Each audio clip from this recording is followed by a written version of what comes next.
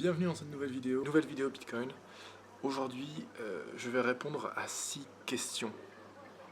6 questions assez simples sur Bitcoin, sur le fonctionnement de Bitcoin. Alors, première question, qu'est-ce qu'un Bitcoin? Donc c'est une très bonne question, on va commencer par là. Et qu'est-ce que le Bitcoin? Alors, le Bitcoin, c'est, vous savez sûrement déjà, c'est une monnaie décentralisée et pair à pair. Décentralisé veut dire qu'on ne passe ni par une banque, ni par un État. Et pair à pair parce que c'est un réseau distribué. Un bitcoin, tout simplement, est une unité de cette monnaie. Donc c'est une unité de compte du réseau Bitcoin. Donc il y a une initiale, il y a un sigle qu'on appelle BTC, qui désigne un Bitcoin. À qui appartient Bitcoin? Eh bien, à personne. Bon, donc c'est tout le principe de ce que je viens de vous dire. Bitcoin n'appartient à personne. Pour certaines, donc j'ai oublié de dire, Bitcoin évidemment c'est une monnaie décentralisée pair à pair euh, euh, qui donc numérique, ce qu'on appelle une crypto-monnaie. Il y en a d'autres. Certaines monnaies numériques appartiennent effectivement à soit des sociétés privées ou des institutions publiques. Mais sinon, donc, le Bitcoin n'appartient à personne. Il a été développé par quelqu'un qui s'appelle Satoshi Nakamoto. Donc c'est pas son véritable nom. C'est un nom d'emprunt, c'est un faux nom. Donc le créateur de Bitcoin est anonyme. Mais donc voilà, c'est une personne principalement qui a développé Bitcoin à l'origine, qui a créé Bitcoin, et qui est en fait à l'origine du protocole Bitcoin, donc c'est-à-dire la manière dont il fonctionne, l'algorithme derrière, le fonctionnement. Parce que en fait, avant que Satoshi Nakamoto ne trouve une solution pour Bitcoin, toutes les monnaies virtuelles rencontraient une même difficulté. Euh, C'est-à-dire, enfin, toutes les monnaies virtuelles décentralisées, pardon, rencontraient la même difficulté, qui est de résoudre le problème de la double dépense. Si vous pensez que vous pouvez faire une monnaie simplement avec des fichiers informatiques, bah, ça ne fonctionne pas, puisque eh ben, ils sont très faciles de les copier, de les dupliquer, et donc ils perdent totalement leur valeur. Donc ce problème-là a été résolu par Satoshi Nakamoto. Alors, qu'est-ce qu'une adresse Bitcoin? Une adresse Bitcoin, c'est tout simplement, donc j'en ai une là. Donc, une adresse Bitcoin, vous en avez une ici. Donc, c'est l'équivalent d'un numéro de compte, en fait, ou l'équivalent d'un IBAN, si vous connaissez, ou d'un SWIFT. Donc, c'est ce qui identifie un portefeuille Bitcoin. Alors, ce qui identifie pour tout le monde. Et c'est public. On appelle l'adresse, on appelle ça aussi la clé publique. Avec une adresse, vous pouvez uniquement envoyer de l'argent sur ce compte, sur ce portefeuille.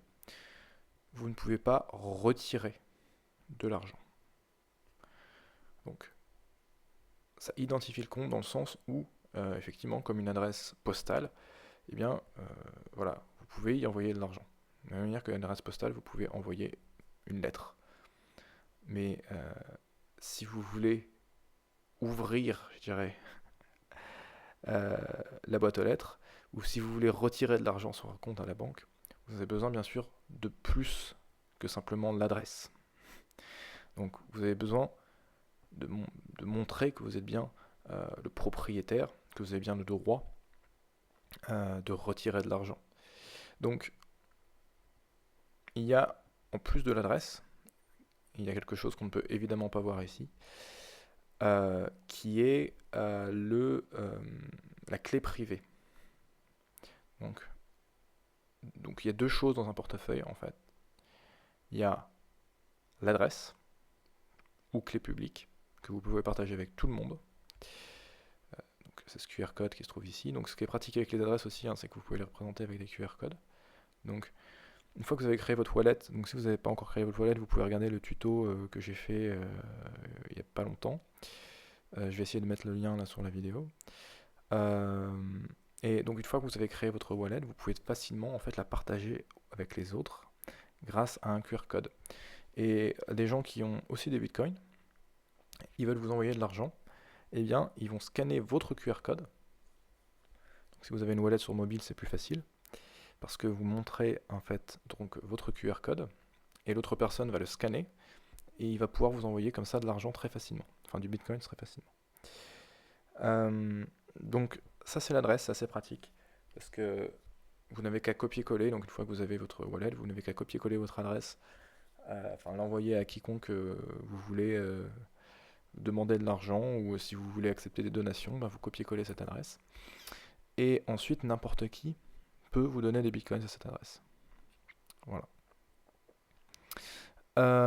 Donc ensuite, donc, autre composant de la wallet, donc il y a l'adresse et après il y a la clé privée. Et donc la clé privée, là c'est vraiment la clé, c'est-à-dire ça vous donne vraiment accès au compte. Vous pouvez vider complètement un portefeuille Bitcoin une fois que vous avez la clé privée, c'est pour ça qu'elle est il est important de la garder en lieu sûr et de ne pas la divulguer. Donc d'ailleurs voilà, donc souvent, enfin ça dépend des wallets, mais généralement votre clé privée en fait sera pas visible directement dans la wallet. Enfin il faut que vous cliquiez spécifiquement et dire que vous voulez l'avoir généralement. La clé publique sera généralement plus facile d'accès, mais néanmoins vérifiez bien que vous ne confondez pas la clé publique avec la clé privée. Donc si vous demandez de l'argent à quelqu'un, utilisez bien l'adresse. Si vous utilisez Copay, il n'y a pas de confusion possible parce que vous cliquez sur recevoir. Donc, quand vous cliquez sur recevoir, eh bien vous avez ce QR code qui s'affiche avec votre adresse ici. D'ailleurs, Copay est capable de vous générer de nouvelles adresses. Donc ça c'est encore autre chose. Mais donc effectivement, voilà, en plus il vous génère plusieurs adresses que du coup vous n'avez pas besoin d'utiliser plusieurs fois. Et en plus,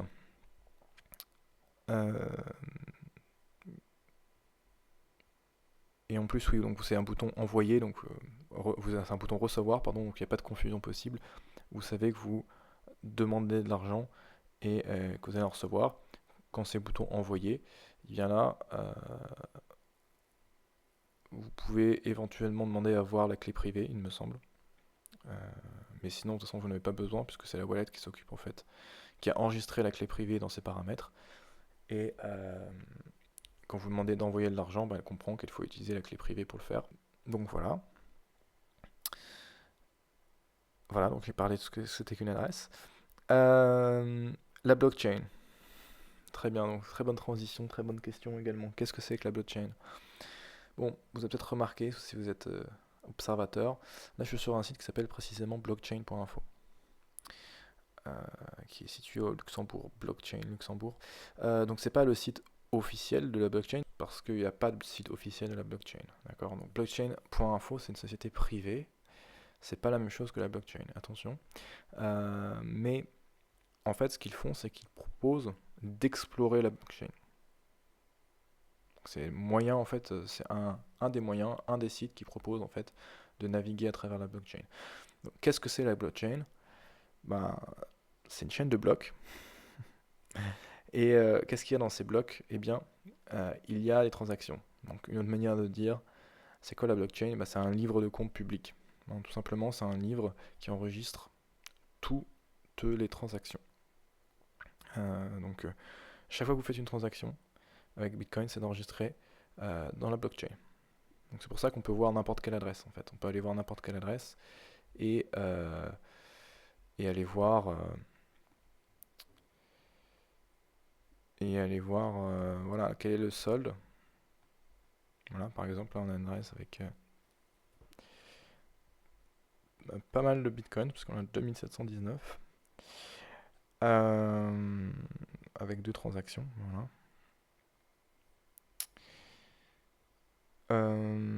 Et donc vous êtes capable de voir le solde de n'importe quelle adresse, vous êtes capable de voir tous les historiques de transactions. Vous ne savez pas à qui appartient l'adresse. Sauf si on vous le dit, d'accord? Sauf si une personne vous dit ça c'est mon adresse. vous ne pouvez pas savoir. Donc voilà, même si quelqu'un vous dit ça c'est mon adresse, après en fait rien ne l'empêche de créer quantité d'adresses, bitcoins, donc il peut toujours recevoir des fonds à un endroit, et après les renvoyer sur d'autres adresses, et vous serez pas capable en fait de savoir s'il l'envoie vers une autre adresse qui l'appartient aussi, ou alors est-ce qu'il les dépense, ou est-ce qu'il les envoie sur un service particulier. Donc ça, vous ne pouvez pas savoir. Donc il y a un certain degré d'anonymité qui est pas complet dans le sens où, effectivement, une fois que vous avez utilisé votre adresse pour acheter quelque chose ou quoi, on sait que c'est votre adresse, du coup, si vous avez montré votre identité. Mais ça, évidemment, c'est à nuancer avec le fait que vous pouvez créer autant d'adresses que vous voulez et que on n'est pas systématiquement capable, hein, il n'y a pas votre nom marqué là, donc sauf si c'est vous en fait qui le dites, une adresse reste anonyme en fait. Donc voilà. Après il y a plein de sites en fait pour acheter les bitcoins, etc., qui vous demandent de vous identifier. Donc c'est vous en fait qui donnez votre identité pour des raisons assez évidentes. Donc voilà, donc l'anonymité n'est pas parfaite, clairement. Mais évidemment, il y a quand même un degré d'anonymité qui est plus important qu'avec le système monétaire classique. C'est pour cela que ça avait été utilisé, peut-être, que Bitcoin n'a pas une très bonne réputation, ça c'est plus trop le cas maintenant. Mais à une époque, on attachait beaucoup Bitcoin, le nom de Bitcoin à Silk Road, qui était le supermarché de la drogue sur Internet, parce qu'il y avait ce degré d'anonymité qui existait. Donc voilà, donc la blockchain, c'est à la fois donc le grand livre de compte et en fait l'algorithme, en fait, donc le protocole, l'algorithme, c'est-à-dire la logique, d'accord, ou le code si vous préférez, mais en fait c'est plutôt la logique qui fait tourner Bitcoin, d'accord. Donc la blockchain c'est le livre de compte et c'est en fait aussi toute la logique qui permet à Bitcoin de fonctionner, qui nous permet d'envoyer des Bitcoins, qui nous permet de recevoir. Donc voilà. Ça aussi, on appelle ça la blockchain. Et c'est pour ça donc vous entendrez parfois parler d'entreprises qui investissent dans la blockchain. Donc elles n'investissent pas dans la blockchain de Bitcoin, elles investissent dans l'algorithme de la blockchain. C'est-à-dire elles essayent d'appliquer la même logique que Bitcoin, que le réseau Bitcoin. Elles essayent d'appliquer la même logique à d'autres choses, ou alors elles essayent de créer leur propre crypto-monnaie. Mais il y a plein en fait d'applications possibles qui sont développées en utilisant la même logique que la blockchain, mais Bitcoin reste encore l'utilisation la plus connue de l'algorithme de la logique blockchain. Qu'est-ce que le minage? Qu'est-ce qu'un mineur? Effectivement, c'est une très bonne question. Alors, cette courbe, qu'est-ce que c'est? Eh bien, cette courbe, c'est la quantité de bitcoins au fil du temps. Il ne faut pas forcément prendre à la lettre les années qui se trouvent ici, parce que je ne sais pas à quel moment ce graphique a été produit, mais le timing peut changer ici. Bon, par contre, il y a une quantité maximum de bitcoin. Donc elle est écrit ici, c'est théorique, c'est-à-dire c'est légèrement moins en réalité. Donc, mais on a 21 milliards de bitcoin. D'accord? Ça sera le maximum. On n'ira pas au-delà. Sachant qu'aujourd'hui on est à 16 milliards, donc vous voyez qu'on a quand même fait une bonne partie du chemin. Et donc c'est de plus en plus difficile au fil du temps de créer de nouveaux bitcoins. D'accord? C'était facile au début. Au début c'est très facile de créer de nouveaux bitcoins. Et au fil du temps c'est devenu de plus en plus difficile. Alors, pourquoi donc? Parce qu'il y a donc l'algorithme blockchain, donc l'algorithme du Bitcoin, le prévoit. C'est fait exprès que Au début, on part de zéro, donc on crée pas mal de monnaie. Et ensuite, ça devient de plus en plus dur. Et voilà, après on arrive à un maximum. C'est comme ça, c'est inscrit dans l'algorithme, dans le protocole, ça sera comme ça. Maintenant, question importante. Qui crée de nouveaux bitcoins? Bon, puisque je vous parlais tout à l'heure de monnaie décentralisée et de transactions publiques, etc. Et je vous ai parlé aussi du problème de double dépense. Je ne vous ai pas dit comment il avait été résolu ce problème de double dépense. Mais en fait, il suffit pas de faire un livre de compte décentralisé, enfin public. Si n'importe qui peut falsifier le livre de compte public, ce livre de compte public n'a pas grande valeur. Bon, en fait, ce qui était mis en place par Satoshi Nakamoto, donc ça repose sur la cryptographie. Donc il y a un certain effort en fait à déployer pour valider les transactions. Donc vous ne pouvez pas le faire sans aucun effort. C'est-à-dire, vous ne pouvez pas juste cliquer sur un bouton pour valider une transaction. Pour valider une transaction, il est nécessaire en fait de développer un certain effort, comme je l'ai dit. En fait, ça coûte de l'énergie parce qu'il faut résoudre des problèmes cryptographiques complexes. Donc, vous ne le faites pas vous-même sur une feuille de papier. L'ordinateur le fait pour vous. Néanmoins, l'ordinateur n'est pas capable de le faire en quelques millisecondes. C'est des problèmes difficiles. Donc, en fait, en même temps qu'on valide cette transaction, on a la preuve en fait du travail qui est effectué à travers la résolution de puzzles cryptographiques, d'accord, à travers la résolution de problèmes cryptographiques complexes. Donc on a une preuve de travail. Et donc cette preuve de travail est aussi au centre de la résolution, donc avec la blockchain. C'est aussi quelque chose qui permet d'éviter en fait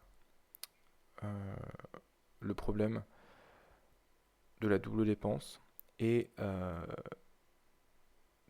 de protéger le réseau en fait de certaines attaques. Parce qu'il faudrait beaucoup de ressources pour pouvoir immobiliser le réseau en fait. Alors, est-ce que j'ai répondu? Je ne suis pas sûr. Non, je n'ai pas répondu. Donc, qu'est-ce que le minage? Donc, le minage, c'est le fait de créer de nouveaux bitcoins, tout simplement. Et qu'est-ce qu'un mineur? Eh bien, c'est la personne qui, comme je l'ai dit, valide les transactions et développe, dépense de l'énergie pour ce faire.